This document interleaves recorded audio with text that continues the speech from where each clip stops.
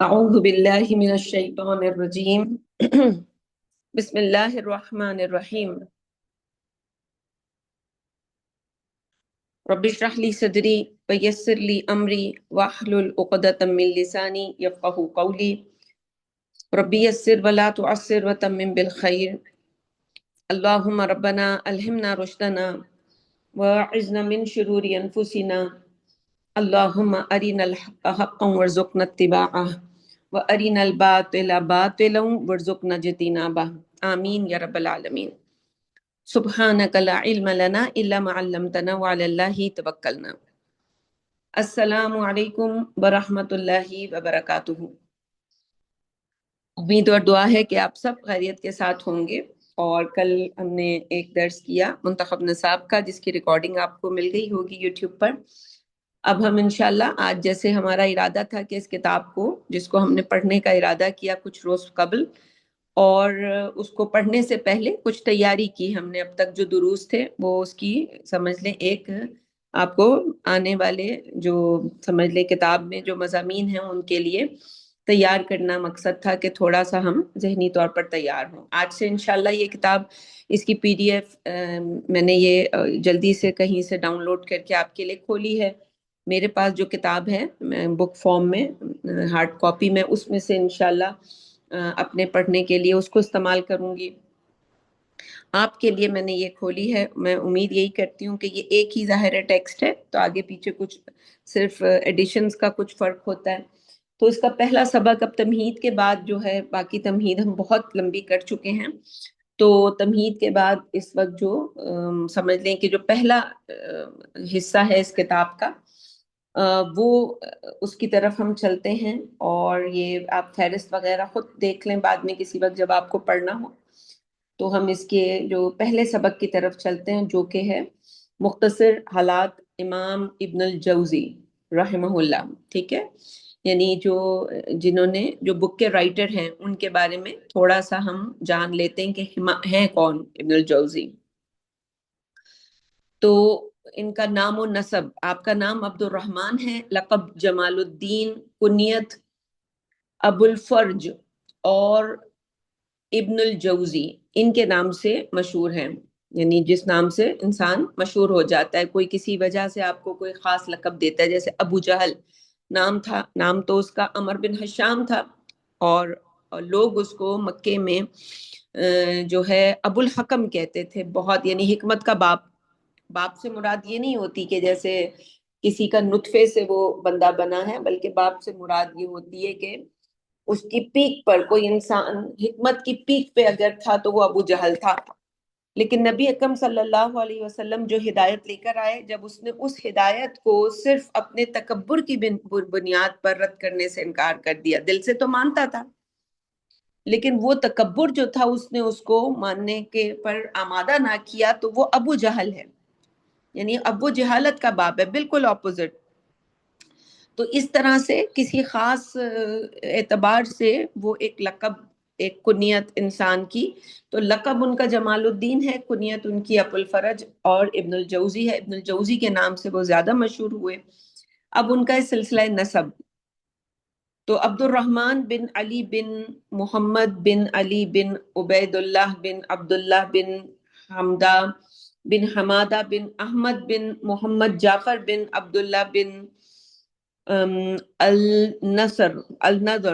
بن القاسم بن محمد بن ابی بکر الصدیق القرشی التیمی البکری البغدادی الحنبلی. جوزی کی نسبت میں اختلاف ہے. تو بعض کا قول ہے کہ آپ کے جد جعفر بصرہ کے ایک فردہ کے ایک طرف منسوب تھے جس کا نام جوزہ تھا، اور فردۃ النہر یعنی نہر کے دہانے کو کہتے ہیں جہاں سے پانی لیا جاتا ہے. اور فردۃ البحر، فردۃ البحر جو ہے وہ اس مقام کو کہتے ہیں جہاں کشتیاں بند رہتی ہیں. تو یہ اکثر لوگوں کا قول ہے، اور منظری کہتے ہیں کہ یہ ایک مقام کی طرف نسبت ہے جس کو فردۃ الجوز کہتے ہیں. تو یعنی یہ جو جوزی کا جو ان کے ساتھ ایک نسبت ہے، یہ اس کے بارے میں تھوڑی سی آپ کے لیے تمہید ہے کچھ کے خیال میں. جیسے دمشقی، مدنی اور محمدی کسی شخص سے نسبت کی وجہ سے وہ ایک یائے نسبت جو ہے عربی زبان میں لگائی جاتی ہے. جیسے ہم پاکستان کے رہنے والوں کو پاکستانی، ہندوستانی، امریکی، اس میں امریکی میں یا میں دو یا مدغم ہوتے ہیں. خیر، ان کی پیدائش کے بارے میں کہ آپ سن پیدائش میں بھی ان کے اختلاف ہے. ظاہر ہے قدیم زمانے کی باتیں ہوتی ہیں تو کچھ اس میں اختلاف پایا جانا بہت ہی نارمل سی بات ہے. یعنی یہ تو قدیم زمانے کی بات ہے. میں اپنی بات کروں تو میرے گھر والے میری تاریخ پیدائش کچھ اور بتاتے ہیں، اور ہم اس پر اپنے کارڈ پر دیکھتے ہیں جو جتنے بھی برتھ سرٹیفکیٹس وغیرہ ہوتے ہیں اس پہ کچھ اور ہوتی ہے. تو وہ اگر سب سے پوچھا جائے کہ صحیح تاریخ کیا ہے تو صحیح اس زمانے میں، آج کے زمانے میں تو بہت ایکوریٹ تاریخیں ہیں. ہمارے جو اب نظام ہے ہسپتالوں کا، اس سے تصویریں بنتی ہیں، اتنا شور شرابہ ہوتا ہے، تو آج تو بہت ڈیفینیٹ طریقے سے یہ باتیں ہمیں پتہ ہوتی ہیں. لیکن ہم خود سب اپنے بارے میں جانتے ہیں کہ جو لوگ 50 سال پہلے پہنچے، اکثر لوگوں کی ڈیٹ آف برتھ 1 جنوری لکھ دی جاتی ہے، اس لیے کہ پتہ ہی نہیں ہوتی اور کوئی ذریعہ بھی نہیں ہوتا پتہ ہونے کا. ماں باپ کو بھی یاد نہیں ہوتی، اس زمانے میں ماں باپ ان چیزوں پہ توجہ نہیں دیتے تھے. تو یہ صرف ابھی 50 سال پرانی یہ بات ہے. تو یہ جو 500 میں پیدا ہوئے ہیں ہجری میں، تو آپ بتائیے یعنی 1000 سال پہلے ان کا کیا حال ہوگا. تو یہ بالکل کامن سی بات ہے. تو آپ کے سن پیدائش میں بھی اختلاف ہے. بعض کا قول ہے کہ 508 ہجری ہے، اور بعض کا قول ہے کہ 509 ہجری ہے، اور بعض کا قول ہے کہ 510. خود ان کی تحریر ملی تھی جس میں لکھا ہوا تھا کہ مجھ کو اپنی پیدائش کا سن ٹھیک معلوم نہیں، اتنا معلوم ہے کہ والد صاحب کا 514 ہجری میں انتقال ہوا تھا، اور والدہ کہتی ہیں کہ اس وقت تمہاری عمر تقریباً 3 برس کی تھی. اس بنا پر آپ کا سن پیدائش 511 یا 512 ہوگا. آپ بغداد میں درب حبیب میں پیدا ہوئے تھے. ابتدائی حالات اور تحصیل علم، یعنی علم کہاں کہاں سے حاصل کیا. آپ کے والد بچپن میں انتقال کر گئے تو آپ کی والدہ اور پھوپھی نے آپ کی پرورش کی. آپ کے ہاں تانبے کی تجارت ہوتی تھی، اس وجہ سے آپ کے بعض قدیم سندوں میں ابن الجوزی السفار لکھا ہوا ہے.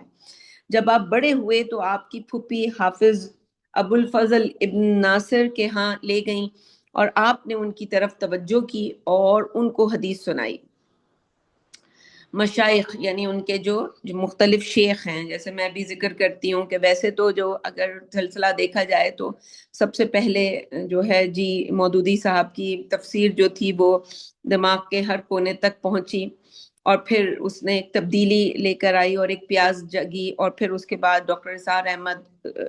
ان کی جو مختلف ان کے سالوں میں ہوئے دورہ ترجمہ قرآن، ان کی مختلف تفاسیر اور مختلف ویڈیوز، یعنی مجھے یاد نہیں کہ میں نے ان کی کوئی ویڈیو اس زمانے میں چھوڑی ہو جب میں یہ چیزیں ابھی سمجھ رہی تھی. اپنے دماغ کو میں آنے والے اس مرحلے کے لیے تیار کر رہی تھی. یعنی کچھ پتا ہونا اور کچھ نہ پتا ہونا، جب ایسے حالات میں انسان دین کا کام شروع کرتا ہے تو وہ کوئی یعنی ایک وہ کباڑ خانے کی سی حیثیت ہوتی ہے اس کے دماغ کی کہ بہت سا علم تو ہے اس میں، لیکن وہ علم اپنی اپنی جگہ پر، جو کہتے ہیں نا کہ بالکل ہر چیز اپنی جگہ پہ جب فکس ہو جاتی ہے اور ایک واضح تصویر بن جاتی ہے، جیسے پزلنگ کہتے ہیں. تو اگر وہ جو پزل کبھی دیکھے ہوں گے آپ نے کہ باکس سے کھولتے ہیں اور پزل سارے بکھرے ہوتے ہیں، تو وہ ایک طرح کا کچرا سا لگ رہا ہوتا ہے اور سمجھ نہیں آتا کہاں کیا لگے گا. ہم مختلف حصے جوڑ جوڑ کے دیکھتے ہیں کہ کیا یہاں پہ کوئی اس کی سینس بنتی ہے. تو بالکل اسی طرح سے اس وقت وہ جو پزل تھے اسلام کے بارے میں، بس ایک موٹا موٹا تصور ہے. ہم پیدا ہوئے ہیں ایک مسلمان گھر میں، سمجھدار ہونے کے بعد مجھے اتنی بات سمجھ آ گئی کہ جی یہ جو جس کو آج ہم عدل کا نظام کہتے ہیں اللہ کے، کل بھی اس پہ گفتگو ہوئی، اس عدل میں کہیں کمی بیشی نہیں کرنی ہے. کوئی چیز ہمارے یعنی ہمارے لوگوں پر میرا کچھ ڈیو نہیں ہونا چاہیے، یعنی اس معاملے میں کہ میں نے کسی کا کچھ دینا ہو، اور میں کسی کو روک نہیں سکتی اپنے اوپر ظلم کرنے سے. ہاں آواز اٹھائی جا سکتی ہے، آپ روک نہیں سکتے، تو وہ اگر کوئی کر گیا تو آخرت میں اللہ تعالیٰ اس کے لیے دل کو بہت بڑا کرنا اور اپنے آپ کو اس چیز کے لیے تیار کرنا کہ اب یہ تو ہر دوسرا بندہ، وہ جو کہتے ہیں نا کہ یہ دنیا وولفز اور شیپس پر مبنی ہے، تو آپ اگر شیپ ہیں تو ہر طرف سے جو وولفز ہیں وہ آپ کو کیچ کرنے کی کوشش کریں گے، آپ کے پاس کوئی اچھی نعمت دیکھیں گے، جیسے کہ ہم نے دیکھا بھی زندگی میں کہ جس انسان، جیسے نبی صلی اللہ علیہ وسلم نے بھی فرمایا کہ جس انسان کے پاس بھی کوئی نعمت ہوتی ہے تو اس سے حسد کرتے ہیں لوگ، اور واقعی چھوٹی سے چھوٹی نعمت بھی ہو، یعنی کچھ بھی نہ ہو آپ کے پاس، صرف آپ کو جو ہے وہ آپ کی صحت اچھی ہو، کچھ نہ ہو آپ کے پاس، آپ کا رنگ روپ اچھا ہو، اللہ تعالیٰ نے آپ کو اولاد نیک دی ہو، اللہ تعالیٰ نے آپ کو شوہر اچھا دیا ہو، اللہ تعالیٰ نے آپ کو سسرال اچھی دی ہو، ماں باپ آپ کے اچھے ہوں، آپ سونے کا چمچہ لے کے پیدا ہوئے ہوں، کوئی بھی ایک نعمت، یہ جو میں نے اتنی ساری گنوائی ہیں اور ایسی بے حساب ہیں، اور اگر کسی کے پاس یہ سب بھی ہوں تو پھر سوچیں اس کے ساتھ کیا دنیا کرتی ہے۔ وہ ہر طرف سے، ہر کوئی جو ہے وہ جو محرومی کے ساتھ پیدا ہوتے ہیں لوگ، لیکن وہ سمجھتے ہیں کہ وہ محرومی کے ساتھ پیدا ہوئے ہیں، حالانکہ اللہ کے اس عدل کے نظام میں تو کسی کے ساتھ بھی کوئی زیادتی نہیں ہوتی۔ اللہ کی یہ صفت اتنی ایکیوریٹ صفت ہے کہ عدل فی قضاء، یہ جو ہم دعا کے بہت بہترین دعا ہے، اور یہ دعا ہے ہی انزائٹی ڈپریشن کی دعا، کہ انسان جو ہے وہ جب اس دعا کو اچھے طریقے سے سمجھ لیتا ہے تو اس کے بعد اس کو کبھی کسی صدمے سے، کسی پریشانی سے وہ انسیکیور نہیں ہوتا کہ میرا کیا ہوگا مستقبل میں جا کے، اور میرے لیے کیا کوئی اس کی اولاد ہو یا نہ ہو، اس کو جو ہے جی طلاق ہو جائے یا وہ شادی شدہ زندگی گزار رہا ہو، یعنی چاہے باہر میں ہو یا بر میں ہو،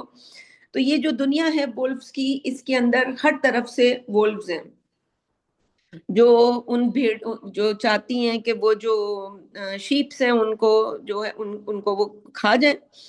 ظاہر ہے ان کھانے سے مراد یہ ہے کہ ان کے پاس جو نعمتیں ہیں وہ ہڑپ کر جائیں، تو تو اس لیے میں اپنے بچوں کو بھی ہمیشہ یہی تلقین کرتی رہی کہ شیپ بن کے رہنا ہے، لیکن یہ جو وولفز ہیں ان کے بارے میں آپ کی آنکھیں کھلی رہیں آپ کی، لیکن ظاہر ہے وہ کہیں نہ کہیں سے کوئی نہ کوئی حملہ تو انسان کر ہی جاتے ہیں، یعنی انسانوں میں سے جو شیپس ہیں وہ کر جاتے ہیں، تو جیسے حضرت عیسیٰ علیہ السلام نے کہا تھا نا کہ تم فاختہ کی طرح بے ضرر اور سانپ کی طرح ہوشیار رہو، بالکل یہی انہوں نے صرف وہ جو تمثیل ہے اس کے اندر وہ کیریکٹرز بدل دیے ہیں، لیکن بات وہی ہے کہ آپ کو اگر آپ ولف بن گئے اور ولف بن کے آپ نے زندگی گزاری، تب تو آپ ایک ناکام اینڈ کے اوپر آپ کی زندگی کا اینڈ ہوگا،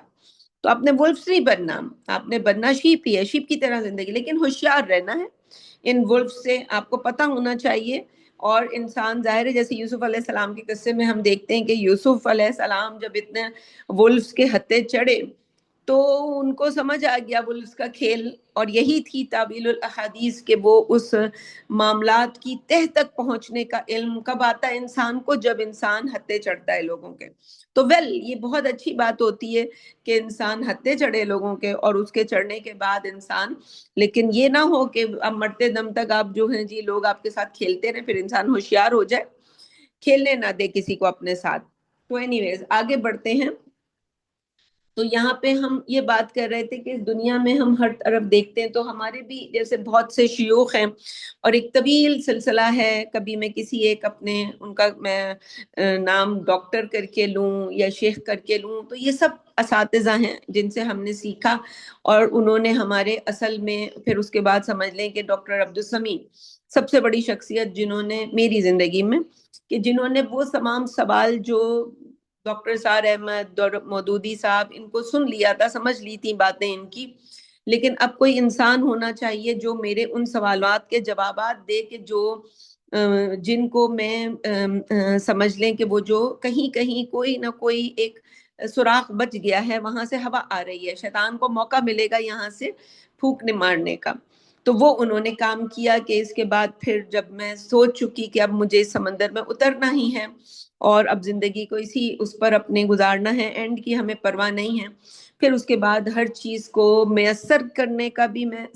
جو انہی کے سر ڈاکٹر عبدالسمیع کو ہی دیتی ہوں کہ مجھے شاید چاہے عربی سیکھنی تھی، مجھے چاہے کتابیں چاہیے ہوتی تھیں، مجھے چاہے کوئی اعراب سیکھنا ہے، کوئی کام مجھے کرنا ہے، انہوں نے ہر چیز، بس میں ان سے کہتی تھی کہ ڈاکٹر صاحب یہ مسئلہ ہے، یہ کام مجھے چاہیے ہے، وہ ایسے کر کے پرووائڈ کر دیتے۔ پھر بس اسی طرح یہ سلسلہ چلتا رہا، اور اب کچھ لوگ ہیں جن کو اب مجھے سمجھ نہیں آتا، جن کے میں ان کو مولانا کہوں، ڈاکٹر کہوں، جن سے میں یہ علاج وغیرہ کا جو علم ہے وہ سیکھ رہی ہوں، تو پھر ان کے لیے اب ہم شیخ کا لفظ استعمال کرتے ہیں کہ یہ ان کے لیے زیادہ سوٹیبل ہوتا ہے ان کے اس رتبے کے اعتبار سے۔ تو وہ آپ یہاں اس میں جو ہم دیکھ رہے ہیں کہ وہ جو ان کے مشائخ ہیں، تو آپ ان کو شیخ کہیں یا آپ ان کو جو ہیں وہ اساتذہ کہیں، اس سے بات ایک ہی ہے، دونوں کی بریکٹ میں اساتذہ لکھا ہوا ہے۔ تو آپ نے اپنے مشائخ میں یعنی 87، او مائی گاڈ، 87 اشخاص کا کو ذکر کیا ہے، اور اگر ہم بھی لکھیں، فرض کریں اگر میں بھی لکھوں تو اتنے تو خیر نہیں ہوں گے میرے، لیکن پھر بھی قریب قریب کہیں ہم پہنچ ہی جائیں گے، جتنے علوم ہم سیکھتے چلے گئے، اور زندگی میں جہاں بھی کہیں علم نظر آیا، جیسے نبی صلی اللہ علیہ وسلم نے فرمایا کہ حکمت جو ہے وہ مومن کی ایک کھوئی ہوئی اونٹنی کی طرح ہوتی ہے، کوئی کھوئی بھی چیز کی مانند، کہ آپ کو جہاں نظر آئے آپ لے لیں۔ حکمت کی بات تو کوئی بھی سکھا سکتا ہے، جیسے ابو حنیفہ جو تھے، انہوں نے کہا کہ جی میرا یہ نائی کی طرف کے بارے میں، ایک نائی کے بارے میں سوچیں آپ، نائی کہاں اور ابو حنیفہ کہاں؟ تو امام ابو حنیفہ کے کہتے ہیں کہ جی وہ میرا استاد تھا، کہ میں بال کٹوانے کے لیے گیا اور میں اس کے سامنے جب بیٹھا تو اس نے مجھے یہ بات سکھائی کہ بیٹا سیدھی طرف سے پہلے کاٹ دیں۔ تو اس طرح سے اگر ہم دیکھا جائے اپنے اساتذہ کو گنے تو پھر تو کہاں تک جائے گی، لیکن یہاں 87 سے مراد وہ بڑے بڑے اساتذہ ان کے، ٹھیک ہے، تو وہ اشخاص کو ذکر کیا ہے، حالانکہ ان کے سوا بھی کئی اور علماء سے علم حاصل کیا۔ چند بڑے بڑے اساتذہ کے نام یہ ہیں: ابو القاسم بن الحسین قاضی ابو بکر الانصاری، ابو بکر محمد بن الحسین المزرفی، ابو القاسم الحریری، علی بن عبد الواحد الدینوری، احمد بن احمد المتوکلی، ابو غالب بن البنا، اور ان کے بھائی یحییٰ ابو عبداللہ الحسین بن محمد البارع، ابو الحسن علی بن احد الموحد، ابو غالب محمد بن الحسن الماوردی فقیہ، ابو الحسن ابن الزاغونی، ابو منصور بن خیرون، عبد الوہاب الانماطی، عبد الملک الکروجی، خطیب السبحان، اور ابو القاسم عبداللہ بن محمد۔ مجالس وعظ، جیسے یہ ہماری ایک مجلس ہے جس میں ہم وعظ، یعنی ایسی بات کہ جو انسان کے دل تک اثر کرے اور انسان کے دل کو نرم کرے، نرم کرنے والی بات، اس کو وعظ کہتے ہیں۔ تو ایسی جو ان کی مجالس وعظ، اس کے بارے میں ہے کہ 560 ہجری میں آپ کو وعظ کی اجازت دی گئی، آپ کے مجالس وعظ کو نظیر نہ تو دیکھی گئی، کی نظیر نہ تو دیکھی گئی اور نہ سنی گئی۔ یعنی پچھلے زمانے میں ایسے ہی ہوتا تھا، آج بھی ایسے ہی ہوتا ہے کہ آج بھی ہمارے جو اساتذہ ہیں، فرض کریں کوئی میری کلاس میں، ہم نے جب کلاسیں ہم کرتے تھے تو ہم دیکھتے تھے کہ جی بڑے جی لوگ آ رہے ہیں، بڑے پڑھ رہے ہیں، بڑے، اب یہ اس کتاب میں بھی ہم پڑھیں گے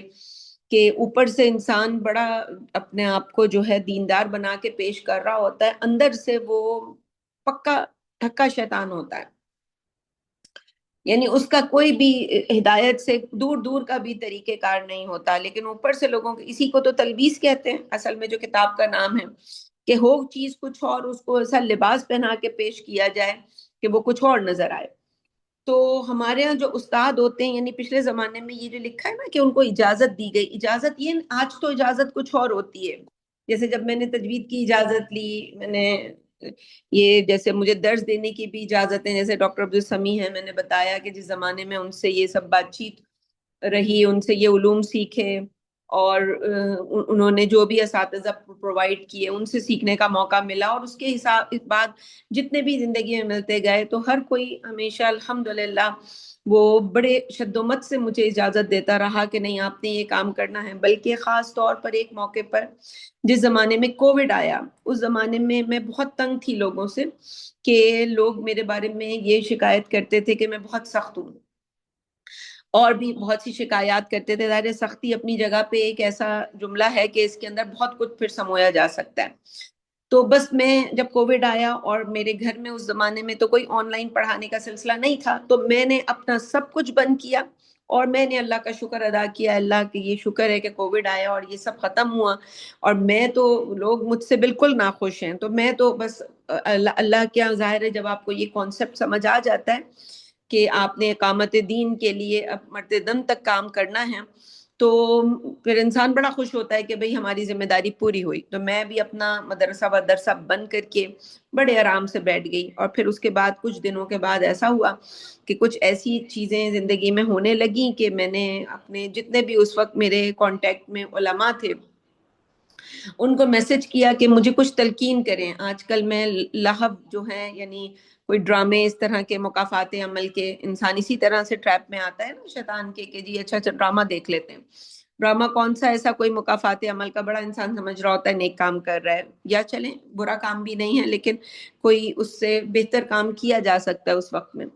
تو میرا وقت ان چیزوں میں لگنے لگا، اور مجھے جب احساس ہوا کہ نہیں مجھے اس کے لیے کوئی، ذرا میرے اساتذہ مجھے کچھ ڈانٹے ہیں تو شاید میں ٹھیک ہو جاؤں اپنے تئیں، میں نے کافی کوشش کی۔ تو میں نے سب کو میسیجز کیے، اور سب نے اپنے اپنے حساب سے، کسی نے کوئی مشورہ دیا، کسی نے کوئی مشورہ، سب کے مشورے بہت اچھے تھے اور میں نے سب کے مشوروں پہ عمل کیا۔ لیکن مجھے یاد ہے خالد محمود عباسی صاحب نے اس دن مجھے کوئی مشورہ نہیں دیا، بلکہ انہوں نے ایک طنز کیا، جیسے کہ ان کا انداز ہے طنزیہ قسم کا، تو انہوں نے ایک طنز کیا، اور طنز یہ تھا کہ جب کوئی تعمیری کام نہیں کریں گی تو تخریبی کام ہوگا۔ اور وہ اس سے پہلے کئی دفعہ مجھے کہہ چکے تھے کہ اپنا جو آپ کا بدھ کے دن کا جو درس ہے اس کو آپ کنٹینیو کریں، اس کو بند کرنے کی ضرورت نہیں ہے، آن لائن کریں۔ اور میں نے ان سے کہا نہیں مجھے کیمرہ نہیں کھولنا، مجھے یہ نہیں کرنا۔ ظاہر ہے ہم جس طرح سے دین کا کام ہم نے سالوں کیا تھا، ہمیں تو کبھی پتہ بھی نہیں تھا کہ میں یوٹیوب پہ کبھی یہ ڈالوں گی، ایسے زندگی میں حالات واقعات ہوں گے کہ ہمیں یہاں تک بھی کام کرنا ہوگا۔ تو مراد یہ ہے کہ ایسا سلسلہ رہا کہ جتنے بھی زندگی میں اساتذہ رہے وہ ہمیشہ مجھے ڈانٹ کے کہتے کہ کرنا ہے یہ کام، اور میں نہیں کرنا چاہتی تھی۔ ایون یہ کہ ابھی یہ سب تو یہ میں بارہا اس کو ذکر کر چکی ہوں کہ میرے جو شیخ تھے بڑے، سید امتیاز حسین بخاری شاہ صاحب، انہوں نے بہت زیادہ مجھے کہا کہ میں یہ علم سیکھوں، علاج کا علم سیکھوں، اور میں ان کو مستقل رد کرتی رہی، اور کافی میں نے ان کے ساتھ ایک طرح سے جو ہے وہ سخت کلامی بھی کی اس کے لیے کہ میں نہیں سیکھنا چاہتی، میں نہیں کرنا چاہتی۔ لیکن بس اللہ کی قدر میں تھا، اور ایسے حالات پیدا ہوئے، کچھ لوگوں کے مسائل سامنے آئے، اور لگا کہ اب ان لوگوں کے لیے کچھ نہ کچھ تو مجھے کرنا ہے، اللہ تعالیٰ نے مجھ سے چاہتا ہے کہ میں یہ کام کروں۔ تو اس طرح بعض اس کو اجازت کہتے ہیں کہ آپ کے جو شیخ ہوتے ہیں، حالانکہ یہ جو میرے امتیاز حسین بخاری شاہ صاحب جو تھے، ان کا یہ تھا کہ یہ جو ہیں پہلی ہی جو میٹنگ تھی ان کے ساتھ میری، اس میں کچھ ان کو انٹروڈکشن دیا تھا کسی مریض کے لیے، میں نے ان سے علاج کے لیے ان سے بات چیت کی تھی، تو بس انہوں نے اسی وقت، ہمارے عام طور پر تو جو پچھلے زمانے میں ہوتا تھا وہ یہ ہوتا تھا کہ آپ اپنے جو شیخ ہوتے تھے ان کی بڑی خدمت کرتا ہے انسان، خدمت کرتا رہتا ہے سالوں خدمت کرتا ہے، جسے صحیح لفظوں میں اگر محاورے میں کہیں تو ان کے تلوے چاٹتا ہے۔ پھر اس کے بعد وہ شیخ جو ہوتے تھے وہ اجازت دیتے تھے، جب وہ اچھی طرح دیکھ لیتے تھے کہ یہ بندہ، اس کا تزکیہ ہوا ہوا ہے اور یہ دنیا دار نہیں ہے اور یہ دین کو بیچنے خریدنے کے کام میں نہیں لائے گا، تو پھر اس کے بعد وہ اجازت دیتے تھے اور پھر انسان اپنے دین کا کام شروع کرتا تھا۔ تو لیکن یہاں اگر ہم دیکھیں تو کتنی، اگر ہم جو پیچھے ہم نے سن پڑھا ان کی پیدائش کا، تو اس کے حساب سے اگر ہم دیکھیں تو ابھی وہ سمجھ لیجئے کہ 44 سال کے ہیں، تو اس وقت ان کو اجازت دی گئی 40 سال کی عمر میں، اور اپنے اساتذہ کے پاس جو انہوں نے سیکھنے کے جو سال ہیں وہ یہاں پہ نقل نہیں ہوئے، ہو سکتا ہے آگے آئیں، تو اس وقت ان کو اجازت، یعنی 40 سال لگ بھگ ان کی ایج تھی، 40 پلس، کہ جس میں ان کو اجازت دے دی گئی۔ تو آپ کی مجالس بعض جو ہیں ان کی کوئی مثال نہیں ملتی، جیسے یہاں لکھا ہے، تو ان پر بڑا نفع پہنچتا تھا، ان سے بڑا نفع پہنچتا تھا، غافل نصیحت حاصل کرتے تھے، جاہل علم کی باتیں سیکھتے تھے، گنہگار توبہ کرتے تھے، مشرک مسلمان ہوتے تھے. یعنی یہ 4 صفات جو یہاں لکھی ہیں، کوئی بھی واز اگر انسان سنتا ہے اور اس میں یہ 4 چیزیں اگر انسان غفلت میں ہے تو وہ جاگ جائے، یا انسان کے پاس علم نہیں تھا، وہ غلط کام کر رہا تھا، تو اس کو ہم جہل کہتے ہیں. جاہل اس مراد نہیں ہوتی کہ وہ اسکول کالج نہیں گیا ہوگا، سب ہو سکتا ہے اس کے پاس پی ایچ ڈی کی ڈگری ہو، ڈبل پی ایچ ڈی ہو، ایم فل کیا ہو، کوئی ایم بی بی ایس کیا ہوا ہو، اور کوئی بڑی بڑی اس سے زیادہ ڈگریز ہوں، لیکن دین کے بارے میں جیسے ہمارے ہاں لوگ جاہل ہوتے ہیں. ابھی میں کہیں باہر نکلی تھی تو وہاں جو ہے ظاہر ہے وہ بات اپنی جگہ ٹھیک تھی جو کوئی کر رہا تھا، لیکن ظاہر ہے ہم جب کسی کو ان باتوں کو نظر سے دیکھتا ہے تو دین اس طرح کی بدگمانی نہیں کرتا کہ وہ کسی ہوٹل میں لوگ رکے ہوئے تھے اور وہاں سے خبر ملی کہ جی یہاں لڑکے لڑکیاں سی سی ٹی وی کیمرے کے اوپر آیا ہے کہ وہ کمرے میں داخل ہوتے ہوئے دیکھا گیا ہے، تو کسی لڑکی کو کسی لڑکے کے کمرے میں. تو اس سے نتیجہ کیا نکالا کہ یہ جو ہے یہ انہوں نے زنا کیا ہے. تو ہم نے ان کو وہاں پہ سمجھایا کہ یہ تو اس سی سی ٹی وی کیمرے کے لگانے والوں نے الزام لگایا ہے، صرف ان کا داخل ہونا تو اس بات کو ہو سکتا ہے یہ ہوا ہو، لیکن اسلام تو اب کہتا ہے جب تک آپ کے پاس 4 گواہ نہ ہوں آپ نے زبان نہیں کھولنی ہے، کیونکہ آپ نے صرف یہ سی ٹی وی کیمرے کی یہ بات سامنے لیا ہے. اب کیا ہوگا؟ اب اس کے بعد یہ جو زنا کا جو ذکر ہے وہ اپنی جگہ پر زنا کو پھیلانے کے کام آتا ہے، اپنی جگہ پہ لوگوں میں اتنی یہ بات پھیلے گی اور اسی سے جو ہے ان کے جذبات جو ہیں وہ بھڑک جائیں گے، اور جو نہیں بھی کرنے والے ہوں گے وہ بھی ایسے کوئی الٹے پلٹے کام کریں گے. تو جب تک کوئی چیز آپ کے پاس ثابت نہ ہو جائے، جب تک آپ کسی ایک انسان کا یعنی کسی ایک لڑکے کی ایک لڑکی کی پوری زندگی تباہ ہو جاتی ہے جب اس کے اوپر ایسا الزام لگایا جاتا ہے. ہم جانتے ہیں حالانکہ اسلام میں اس کے اوپر بہت شدت ہے کہ یہ جب تک کوئی انسان کے پاس لیکن زبان نہیں کھولیں گے. تو وہ میرے سامنے خاتون مردوں عورتوں کے سامنے انہوں نے یہ الزام لگایا، میں نے ان سے جب یہ کہا تو وہ خیر چپ کر گئی، بہت اچھے طریقے سے انہوں نے سنا، یہ بہت اچھی بات تھی، انہوں نے بہت اچھے طریقے سے سن کے وہ خاموش ہو گئی کہ شاید یہ مجھ سے غلطی ہو گئی. تو میں نے کہا آپ اتنی بات کہہ سکتی ہیں کہ کمرے میں دیکھتے ہوئے جاتے ہوئے دیکھا گیا، اس کے بعد کوئی اپنی کسی ضرورت کے لیے جا سکتا ہے، اور ضروری نہیں کہ وہ جو جس چیز کو ہم زنا ابھی شرعی زبان میں جس چیز کو ہم زنا کہتے ہیں وہ زنا کا عمل ہو سکتا ہے صرف جیسے زنا کے قریب نہ جاؤ اس کے لیے منع کیا ہو ابھی انسان وہیں ہو. اور اللہ تو جیسے ہدایت دینے پر تو ہم بات کرتے ہیں، وہ تو جاوید اقبال جیسے لوگوں کو جنہوں نے 100 قتل 100 زنا اور کیا کیا کچھ اور کیا ہو، اللہ تو ان کو بھی معاف کرنے پر قادر مطلق ہے. انسان اگر مرتے وقت بھی توبہ کر لے بہت بڑی خیر ہوتی ہے. تو علم جو ہے وہ جہالت کی ضد ہے. تو کوئی آیا اس درس میں اور اس نے کوئی ایک بات بھی ایسی سیکھ لی تو یہ اس کا مطلب ہے کہ یہ واعظ جو ہے یہ اثر کر رہا ہے. کوئی توبہ کسی تو گناہگار نے توبہ کی، اللہ کا بہت شکر، اللہ کا بہت احسان ہے. زندگی میں نے گزاری تقریباً ظاہر جوانی سے میں اس کام کو کر رہی ہوں، اب ادھیڑ عمر کو پہنچ چکی، اور بڑے لوگوں نے جو میں جن لوگوں کو جانتی ہوں کینیڈا میں جب میں تھی اس ملک میں رہتے ہوئے میں نے چھوڑا تھا سود کا گھر، اور اس کے بعد کتنے لوگ ہیں جو میرے پاس آئے اور انہوں نے بتایا کہ نائلہ بجی ہم نے بھی یہ چھوڑا اور ہم بھی رلنے کے لیے آ گئے ہیں کرائے کے گھر پہ. ہم نے کہا یہ رلنا بہت اچھا ہے، تو یہ اللہ کے لیے رلنا ہے، ورنہ تو اللہ نے تو یوں ہی کرنا تھا کیونکہ نصیب میں آپ کے اب وہ گھر نہیں تھا، تو اللہ نے تو کوئی جاب جاتی کوئی اور چکر چلتا تو آپ نے گھر بیچ کے آنا ہی تھا، یہاں پہ رہنا ہی تھا ایسے. لیکن اب لکھا یہ جائے گا کہ آپ نے خود اپنی مرضی سے اللہ کو دیا ہے یہ. تو جب اب انسان اس کو توبہ کہتے ہیں کہ انسان نے کیا ہوتا ہے، پھر جو کچھ گناہ انسان اس کے لیے سمجھ لو اللہ کے سامنے پیش کرتا ہے اپنے آپ کو کہ اللہ میں حاضر ہوں، اس کا جو کفارہ بنتا ہے میں دینے کے لیے تیار ہوں. یعنی یہ زبان سے یوں تو نہیں کہتا انسان، لیکن توبہ کے اندر یہ انٹیکٹ ہوتا ہے کہ آپ دوبارہ نہیں کریں گے ہم اس کام کو. یہ نہ ہو کہ ابھی ذرا 2 مشکلیں آئیں، بچے رونا شروع ہوئے کہ کہاں لے آئے ہمیں یہ وہ، اور انسان نے کہا واپس چلو بھائی وہیں پہ. یہ توبہ نہیں تھی، یہ تو ایک توبہ کا ناٹک تھا. انسان یہ سمجھ رہا ہوتا ہے کہ اللہ والا بن جائے گا تو آسمان سے جی بارشیں ہو جائیں گی، برساتیں ہو جائیں گی. نہیں، وہ سب ہوگا انسان جب استغفار کرے گا، وہ یہی توبہ کا رزلٹ ہوگا. لیکن اس اللہ کی بارش کو دیکھنے والی نظر چاہیے انسان کے دماغ کی جو ہے وہ اصلاح ہو چکی ہو، دماغ کے ہل سیل کی. تو مشرک مسلمان ہوتے تھے کہ اگر کوئی مشرک سنے گا تو وہ مسلمان ہو جائے گا. اللہ نے بہت سے آج کے بھی زمانے میں بہت سے ایسے لوگوں کو، ہمیں تو خیر اللہ نے ایسی اس مقام تک نہیں رکھا کبھی.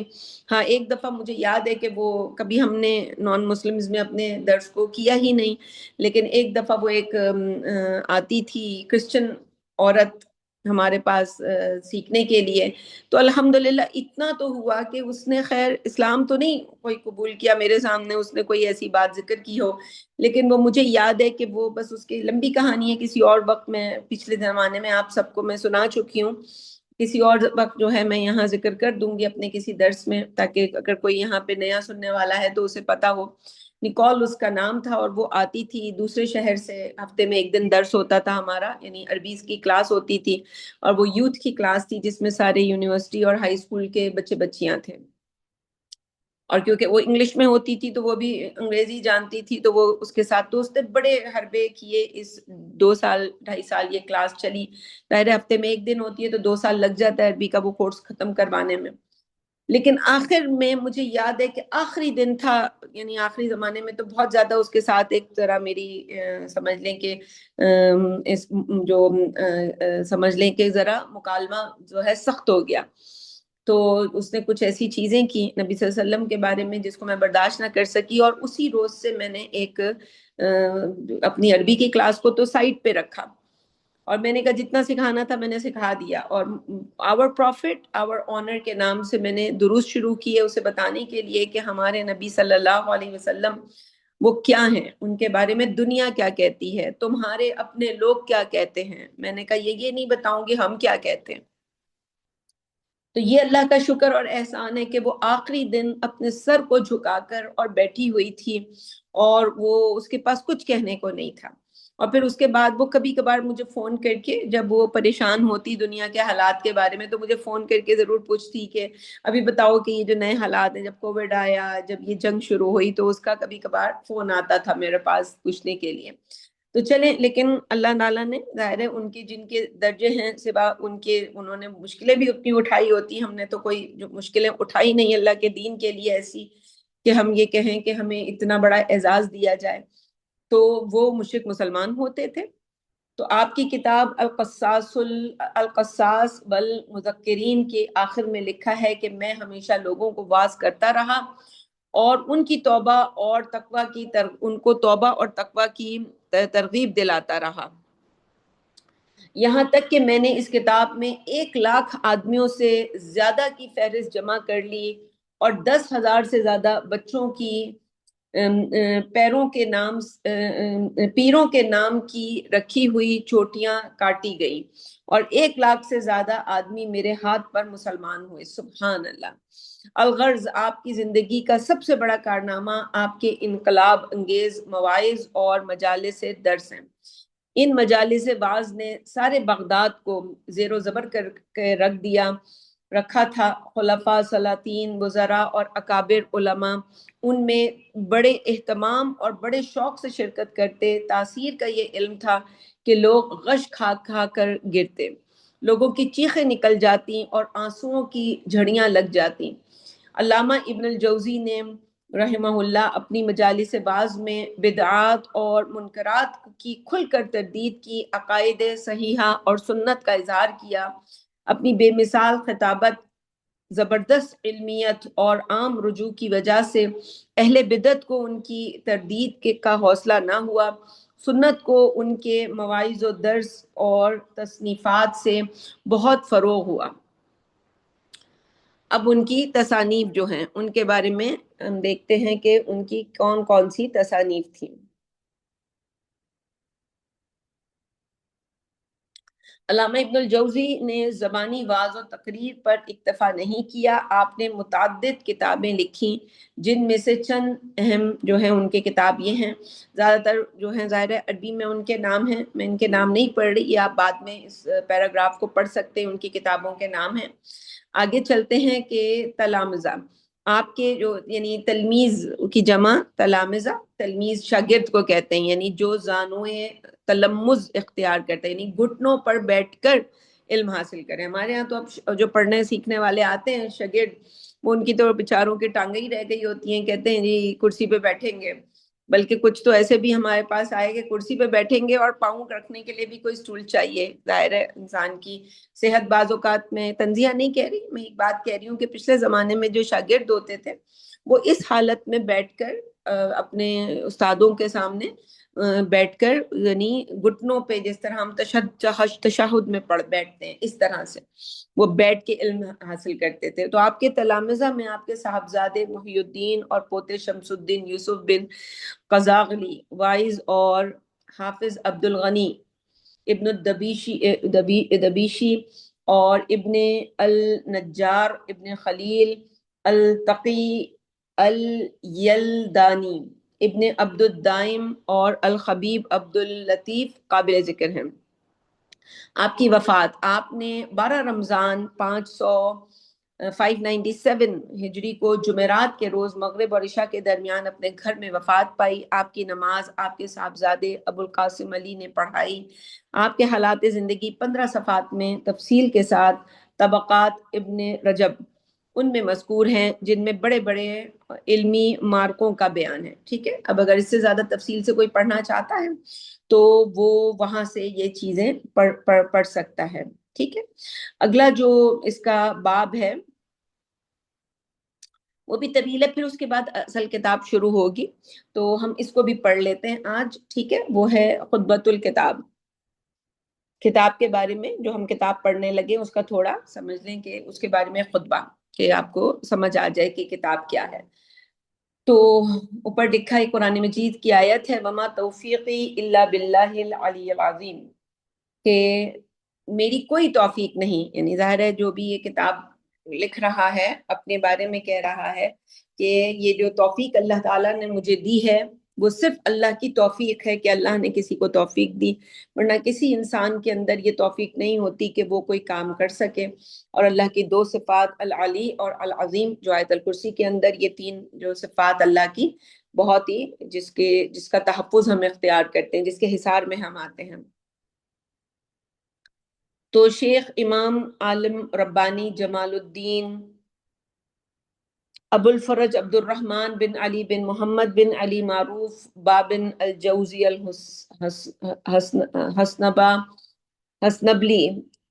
الحنبلی وائز بغدادی نے فرمایا کہ حمد و ثنا اعلیٰ شایان حضرت باری تعالی ہے، جس نے ترازوئے عدل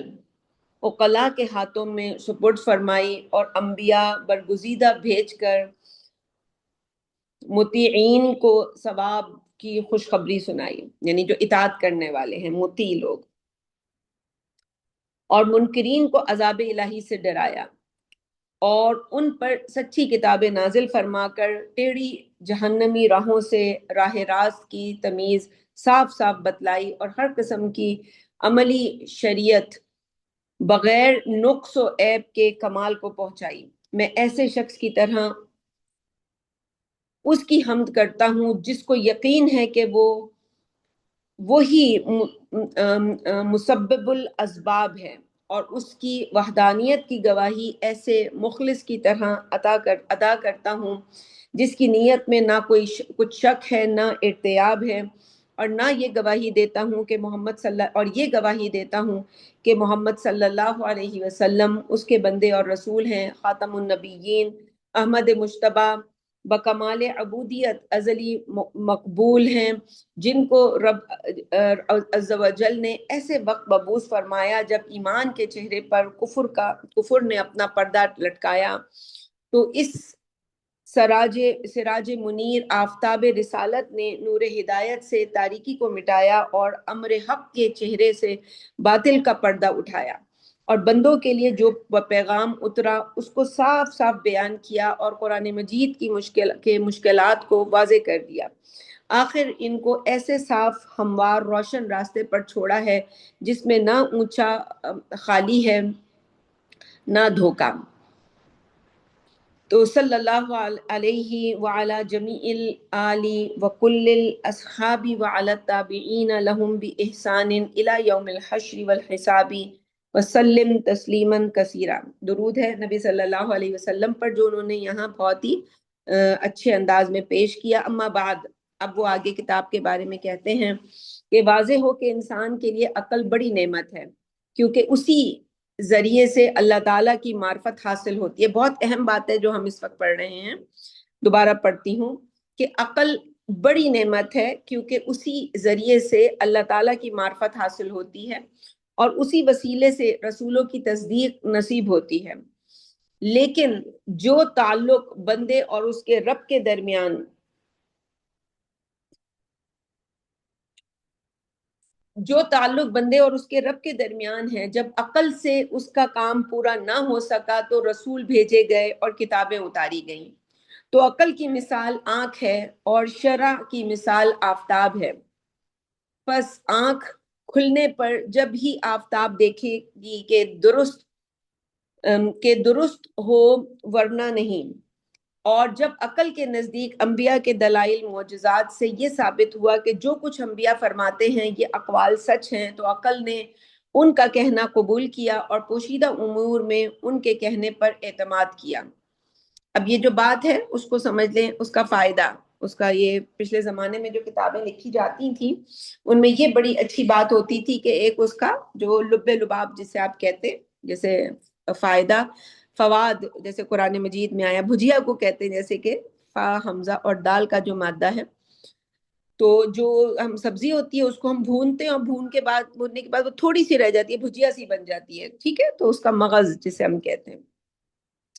तो जब अंबिया अलैहिस्सलाम ने फरमाया कि हमको तुम्हारे रब्बे अज़्ज़ व जल ने तुम्हारे पास भेजा है कि हम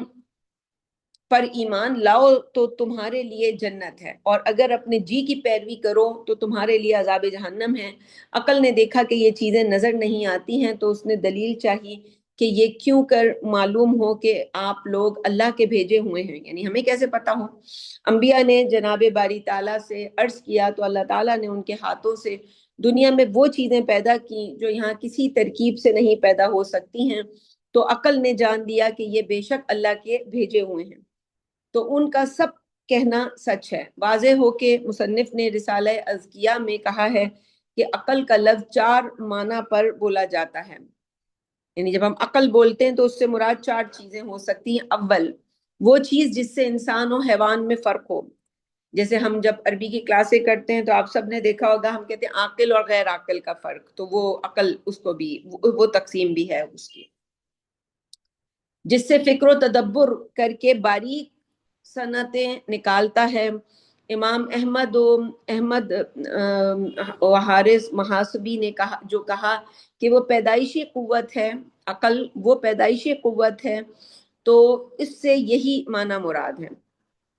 दूसरा माना अकल से क्या मुराद ली जा सकती है कि जायज व महाल समझने वाली कुव्वत, तबई, ये कुव्वत तबई का इल्म।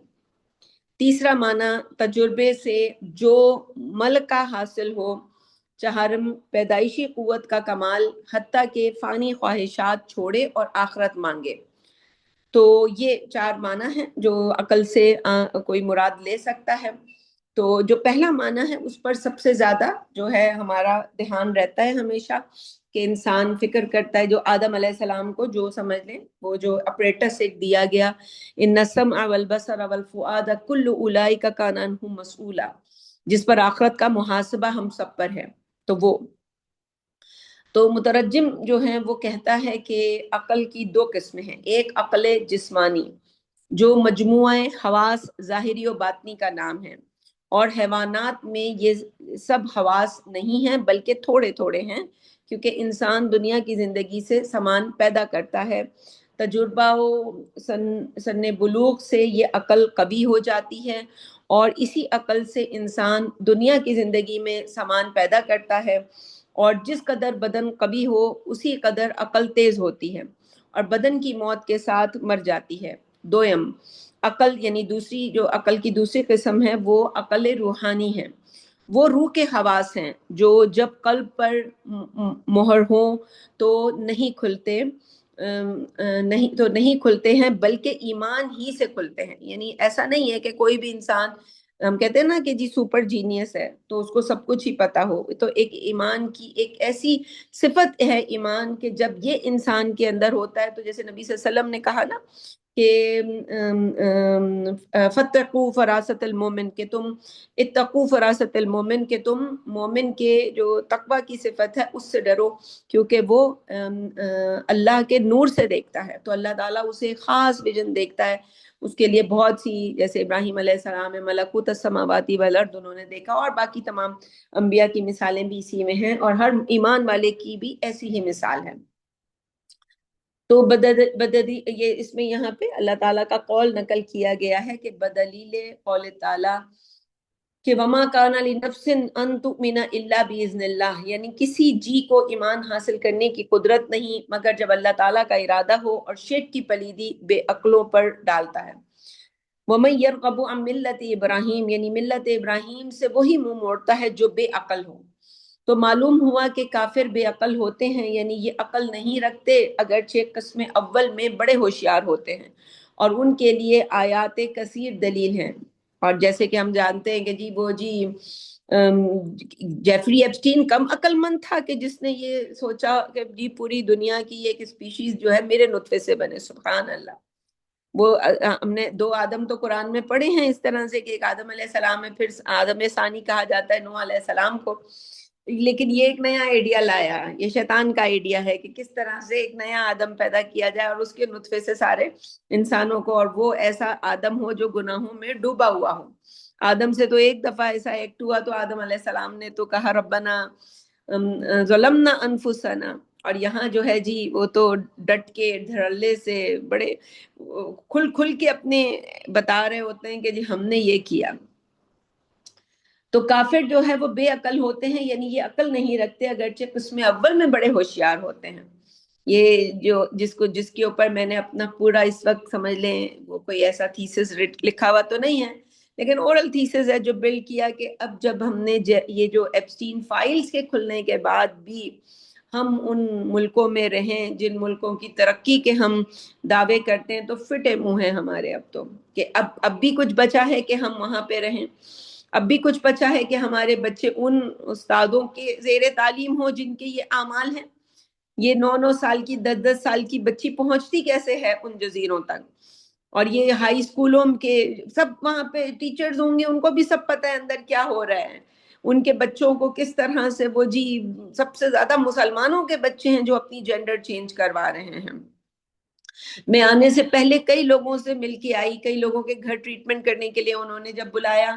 تو ظاہری طور پر تو انہوں نے بس مجھے یہ کہا کہ جی یہ ایسے ہلکے پھلکے یہ مسائل ہیں، لیکن جب گئے اور ان کا دکھ اور صدمہ دیکھا تو پھر اندازہ ہوا کہ یہ مسئلہ تو کچھ اور ہے۔ پتہ چلا کہ جی ان کی بیٹی جو ہے وہ اس نے اپنی جینڈر چینج کروا لی ہے، بیٹا بن گئی ہے۔ او ہو چلیں بیٹا بن گئی ہے، یہاں تک ہوتا تو کوئی بات نہیں ہے، ظاہر ہے وہ ایسا کام کرنے کے بعد پھر انسان ساتھ رہ کہاں سکتا ہے، پھر وہ کہیں اور رہتی ہے، چلے پھر یہاں تک بھی ہوتا تو کوئی بات نہیں۔ اب وہ اسی مسجد میں آتی ہے جہاں سارے یہ گھر والے ہوتے ہیں، اور وہاں وہ مردوں میں کھڑے ہو کے نماز پڑھتی ہے، سبحان اللہ۔ اب یہ تو باپ بھائی کے لیے ایکسیپٹیبل ہی نہیں ہے۔ اس کا جو ڈپریشن، حالانکہ ڈپریشن تو ایک مومن کو تو ڈپریشن نہیں ہوتا، ایک ماں باپ ہیں، ہم ہر ایک کو یہی سمجھاتے ہیں کہ کسی بھی نوع کا صدمہ آپ نے اپنی اولاد کے لیے دیکھا ہو، آپ نے اگر ان کی تربیت صحیح کی تھی، اپنا فرض پورا کیا تھا، اور بس پھر اس کے بعد جب وہ بڑے ہوئے، وہ نوح علیہ السلام کا بھی بیٹا تھا، وہ اپنے کیے کا خود ذمہ دار ہے، تو اس پہ کسی کا کوئی لینا دینا نہیں۔ لیکن اگر انسان نے تربیت نہیں کی، اور تربیت سے مراد یہ نہیں ہوتی کہ آپ نے مسجد بھیجا، انہیں قرآن حفظ کروا دیا، تربیت سے مراد یہ تھی کہ آپ نے ان کو جو جس گھر میں رکھا تھا وہ سود کا گھر تھا، جو کھانا کھلایا تھا وہ حرام کا کھانا تھا، آپ نے جی پیچھے سے کسی کا مال ہڑپ کیا ہوا ہے، جس مال کو ہڑپ کر کے آپ نے رشوت لے کر رشوت دے کر، یہ سارا حرام جو بیج ان کی رگوں میں ڈالا گیا ہوتا ہے، آپ نے اللہ کے اس عدل کے نظام میں گھروں میں جو ہم پالیٹکس کر کر کے رشتوں کو کاٹ پیٹ کے، کل کے درس میں ہم نے والدین کے اوپر کچھ گفتگو کی تھی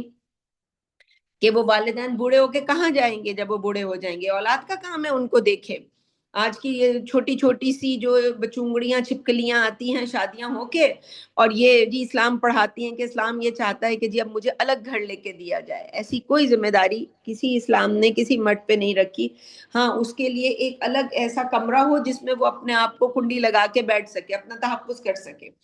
وہ اپنے ماں باپ کو، ظاہر ہے جب وہ بیوی کے ساتھ رہے گا وہ تو نہیں دیکھ سکتا ماں باپ کو، اور اگر وہ بچہ یہ سمجھتا ہے کہ بس اب میرے ماں باپ کا تو کوئی حق نہیں ہے، میں ہفتے میں ایک دن جاؤں گا ماں باپ کے پوچھوں گا کیسے ہیں ٹھیک ہیں اور جا کے مہمانوں کی طرح، تو یہ تو کوئی یہ نہیں ہے کوئی وبالوالدین احسانا. تو پھر جب یہ والی ہمارے آج کل کی جو شادیاں ہوتی ہیں، آج کل تو بچیوں کو، چھوٹی چھوٹی بچیوں کو، جی 21-22 سال کی بچی ہوگی، میں اس کو دیکھتی ہوں اور اس بچی کے میں یعنی میری عمر کہاں اور ان کی عمر کہاں. بڑے ہوتے ہیں انسان. کسی زمانے میں ہم لوگوں کا یہ حال تھا، اور آج بھی ایسا ہے کہ ہم کسی بڑے کو دیکھتے تھے، بڑا غلط بھی کہہ رہا ہوتا تھا تو ہم چپ کر جاتے تھے. ہمیں پتا ہوتا تھا اس کا صحیح جواب کیا ہے، ہم اس کو لاجواب کر سکتے ہیں، ہم اس کو سب کچھ کر سکتے ہیں، لیکن ہم خاموش ہو جاتے تھے کہ یہ جو بڑا ہے اس کی عمر کی وجہ سے اس کی تعظیم کرتے ہوئے. لیکن آج تو وہ بچیاں بس وہ ابھی انڈے کے شیل سے نکلی بھی نہیں ہوتی ہیں، اور وہ چاہتی ہیں کہ وہ جی ساری، ان کے پاس جو عقل ہے، ابھی تو انہوں نے سفر شروع بھی نہیں کیا ہوتا، تو ان کی یہ لمبی لمبی زبانیں ہوتی ہیں. تو آپ ان کے پھر طور طریقے دیکھیں کہ کس طرح کے ہوتے ہیں. تو اسلام ایسی کوئی چیز نہیں چاہتا کہ ایسی بچیاں، جیسے میں پہلے بھی بتا چکی ہوں کئی دفعہ کہ ملک غلام مرتضیٰ، ان سے کسی ایک دفعہ پوچھا کہ جی بیوی میری یہ کہتی ہے کہ والدین کے ساتھ میں ایک گھر میں نہیں رہوں گی، یا ان کی جو میں خدمت نہیں کروں گی. جیسے ہمارے یہاں ہم سب جانتے ہیں کہ جب بیٹے کمانے کے لیے باہر چلے جائیں گے سارا سارا دن اور بیویاں گھر میں ہوں گی، تو ظاہر ہے اب وہ تھک ہار کے آ کے کچھ بیویاں ڈالتی ہیں کہ جی آپ کے والدین ہیں آپ خدمت کریں. ہم نے تو اب یہ تماشے دیکھے کہ جی وہ آپ کے والدین ہیں آپ خدمت کریں، ٹھیک ہے جی،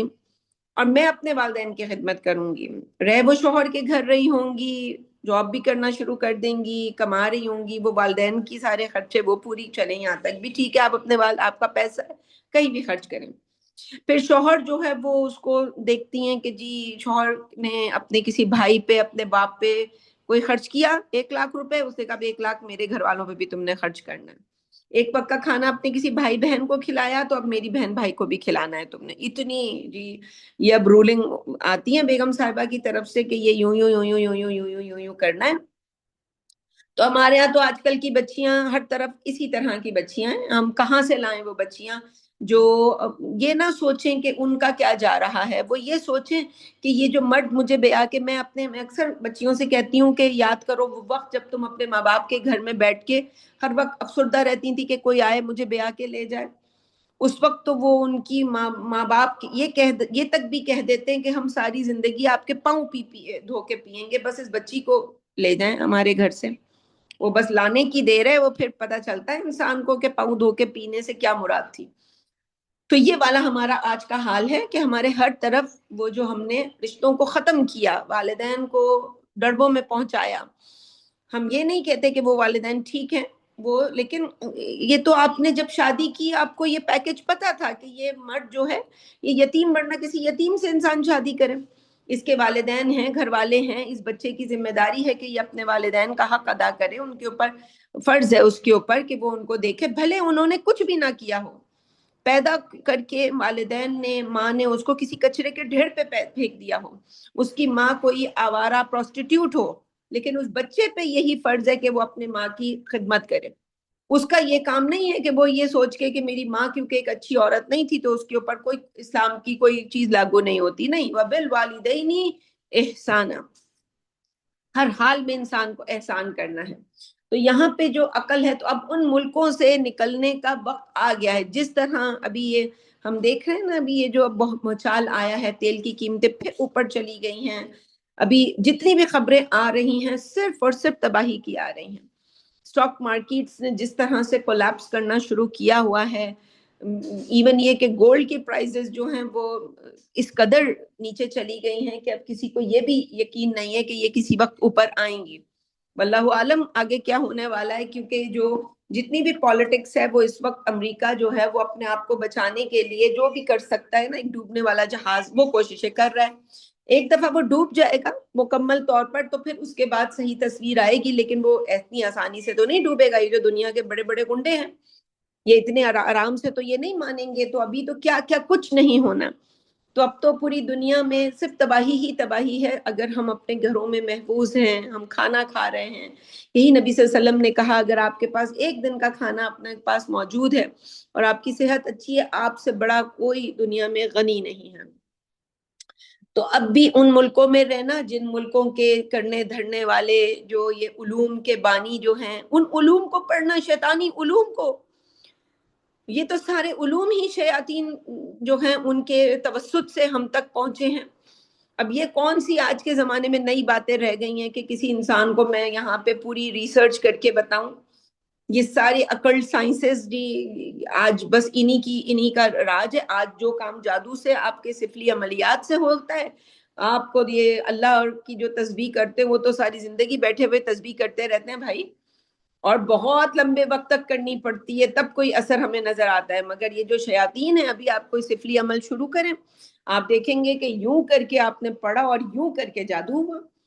تو یہ پاپولر، وہی ہم کہتے ہیں دنیا کس کی ہے؟ دنیا شیطان کی ہے، وہ ہے اس کا بادشاہ، ظاہری طور پر جو ظاہری آنکھ ہمیں دکھا رہی ہے، لیکن پیچھے سے اللہ تعالیٰ نے یہ اختیار کسی بنیاد پر، کسی وجہ پر دیا ہے ہماری آزمائش کے لیے۔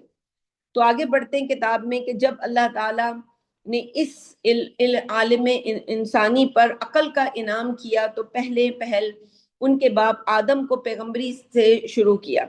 پس آدم علیہ السلام ان کو اللہ تعالیٰ کی وحی سے تعلیم فرمایا کرتے تھے۔ سب انسان ٹھیک راہ پر جمع تھے، یہاں تک کہ قابیل نے خواہش نفس کی پیروی میں جدا ہو کر اپنے بھائی حابیل کو قتل کیا۔ تب سے اختلاف شروع ہوا۔ پھر تو لوگ مختلف خواہشوں کی پیروی میں جدا جدا شاخیں ہو کر مختلف گمراہیوں میں،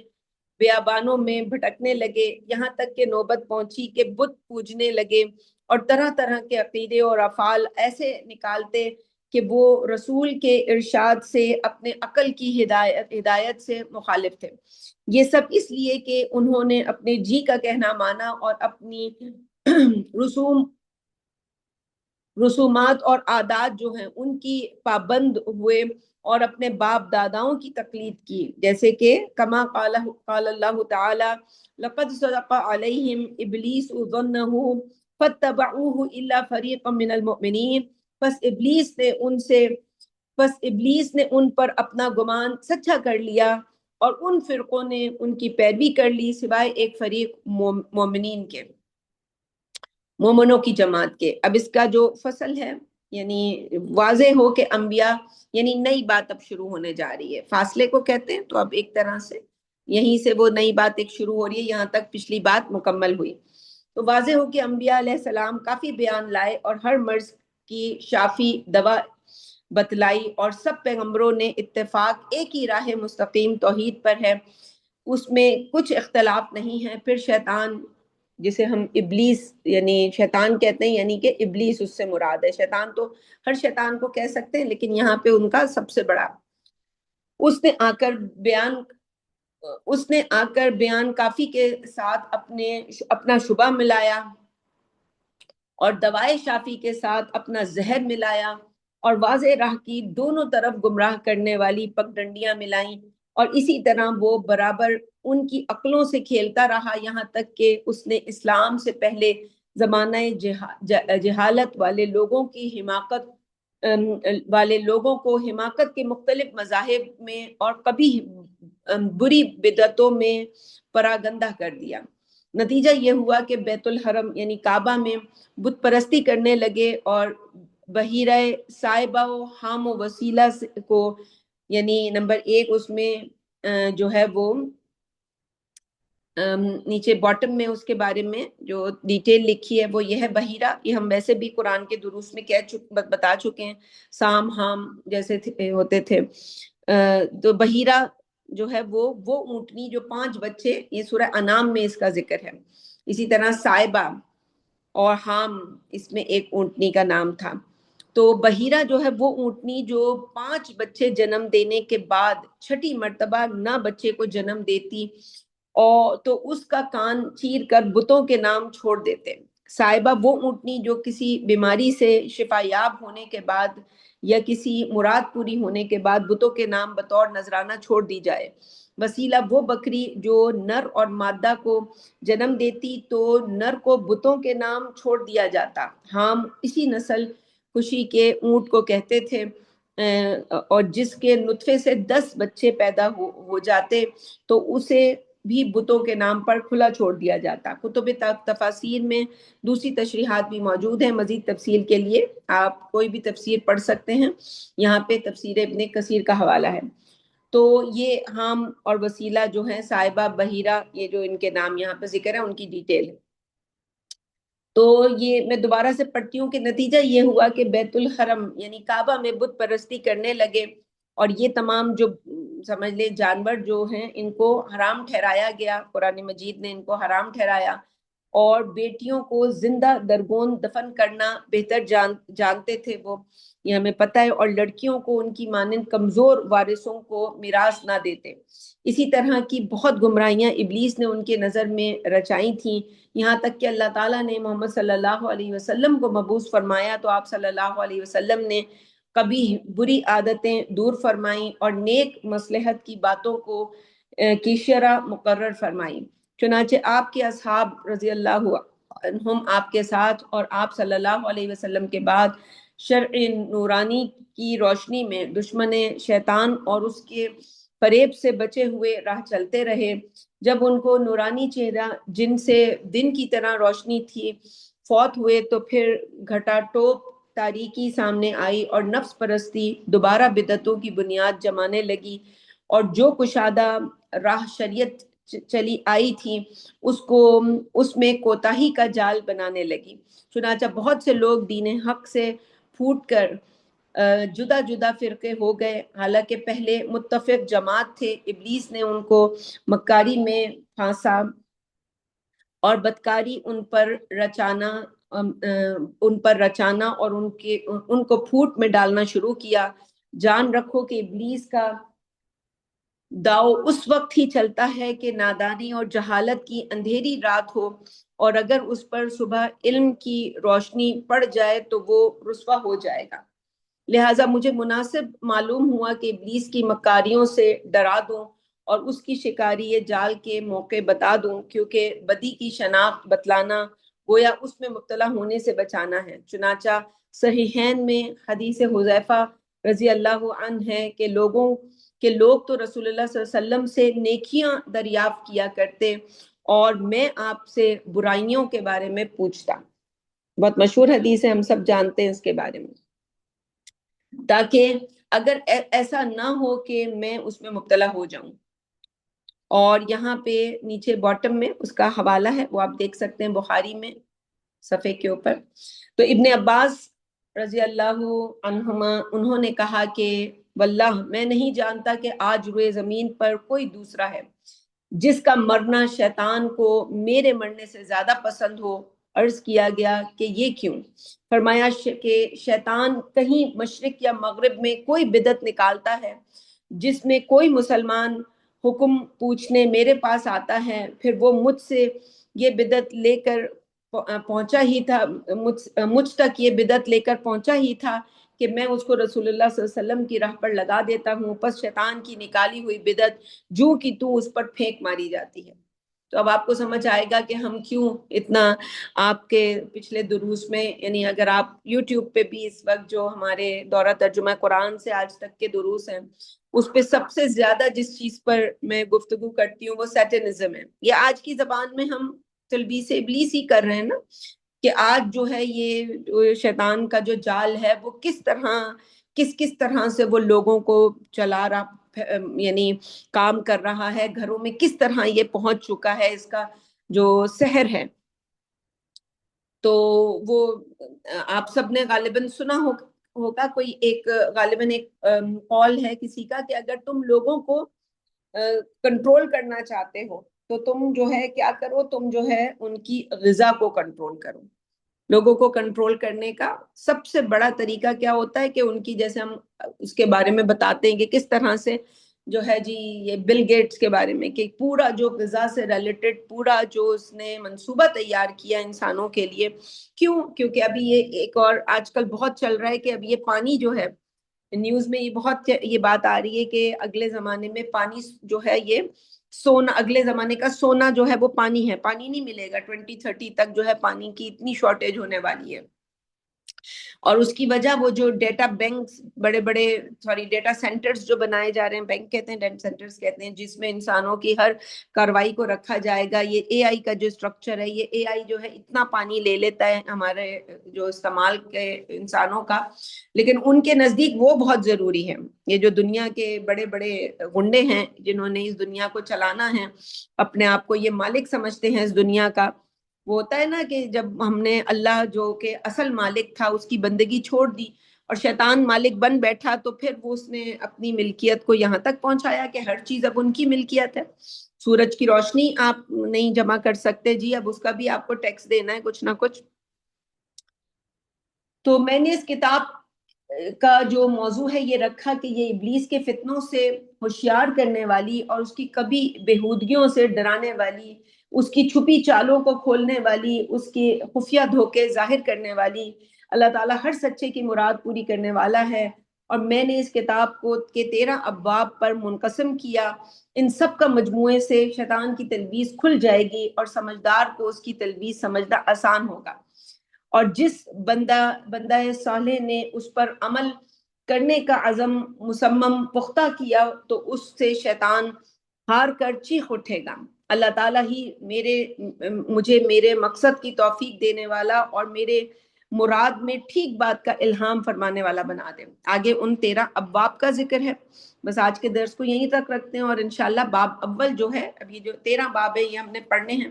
تو اگلے یعنی اگر مجھے آج رات کو موقع مل گیا ایک اور ریکارڈنگ کرنے کا تو انشاءاللہ آج رات کو میں کر دوں گی، ورنہ اگلا جو درس ہے وہ ہم وہ اگلی نشست جب میری ہوگی تو کچھ مصروفیت ہے میری اگلے کچھ دنوں میں، یا کل میرے پاس اگر موقع ہوا تو میں کل کر دوں گی، یعنی کوشش کروں گی، ورنہ پھر جب بھی مجھے موقع ہوگا اسی طرح میں شارٹ نوٹس آف ٹائم پہ جتنے بہنیں سن سکیں گی بڑی اچھی بات ہے، ورنہ یہ ریکارڈنگ آپ کو مل جایا کرے گی تو آپ اس کو سنیں گے۔ تو اس کو سمجھنے سے میں اگر اس کا ایک سم اپ رکھوں آپ کے سامنے تو سم اپ یہی ہے ان تمام باتوں کا کہ آپ کے سامنے ان دروس کے ذریعے، یعنی اب آپ سوچیں جب امام جوزی ابن عباس اپنے بارے میں کہہ رہے ہیں کہ شیطان کو جو سب سے زیادہ خواہش ہے کہ یہ بندہ اس دنیا سے میں مر جائے، ختم ہو جائے، اس کی کوئی نام و نشان باقی نہ رہے، کیوں؟ کیونکہ وہ جب لوگوں میں کوئی چیز وہ لے کر آتا ہے اس سے پہلے ہی وہ لوگوں کو آشکار کر کے لوگوں کو آگاہ کر دیتے ہیں، تو ایسے لوگ شیطان کے سب سے بڑے دشمن ہوتے ہیں، جیسے ہم جیسے لوگ۔ ایک دشمنی تو یہ ہے کہ جو ہم لوگوں کو بعض نصیحت کرتے تھے، ایک زمانے میں ہم نے عربی سکھائی، اللہ کی شریعت پر لوگوں کو لانے کی کوشش کی، یہ دشمنی بہت تھی، پھر ہم نے علاج شروع کیا، پھر شیطان کے اب جو آج کل کا جو ریسنٹ شیطان کا پورا جال ہے، اس کی تلبیس ہے، وہ بتانے کے لیے لوگوں کے ہر وقت سرگرم عمل ہم رہتے ہیں۔ تو یہ اب سوچ سکتے ہیں آپ کہ وہ ہمارے ساتھ یہ جو میں آپ کو یہ بتاتی ہوں کہ میں ان دنوں میں نہیں کر سکوں گی درس، ان دنوں میں میرے ساتھ کیا ہو رہا ہوگا۔ لیکن ہم نے جب یہ بات طے کی ہے کہ اللہ کے لیے جینا اور اس کے لیے مرنا ہے، جسے ڈاکٹر صاحب کہتے تھے تن من دھن سب اللہ کے لیے، تو پھر تو پیچھے نہیں ہٹنا ہے، there is no go back۔ پیچھے تو وہ ہے دلدل، جیسے وہ لوط علیہ السلام کو کہا تھا نا کہ آپ نے آگے ہی جانا ہے، پیچھے دیکھے گا کوئی تو پتھر آ کے اس کو بھی لگ جائے گا، تو پیچھے نہیں، ایک قدم بھی پیچھے بڑھایا تو یہ دلدل ہے، اس میں ہم گر جائیں گے۔ اب رستہ جو ہے ایک اللہ والے کا رستہ صرف آگے ہوتا ہے، پیچھے تو اس نے اگر وہ مڑا اور گیا تو ہم نے پیچھے نہیں مڑنا، ہم نے آگے ہی چلنا ہے، چاہے ہمارے ہاتھوں سے سارا کچھ، ہمارے اختیار سے ہر چیز چلی جائے، ہمارے اختیار ہم خود بھی اپنے جانوں کو اللہ کے حوالے کر دیں ایک دن، لیکن اس کام کو اپنے مرتے دم تک جاری رکھنا۔ یہیں پہ آج کے درس کو ختم کرتے ہیں، بس مجلس کے اختتام پہ جو ہم دعا پڑھتے ہیں اس کو پڑھ کے سبحانک اللہم و بحمدک نشہد ان لا الہ الا انت نستغفرک و نتوب الیک۔ السلام علیکم ورحمۃ اللہ وبرکاتہ۔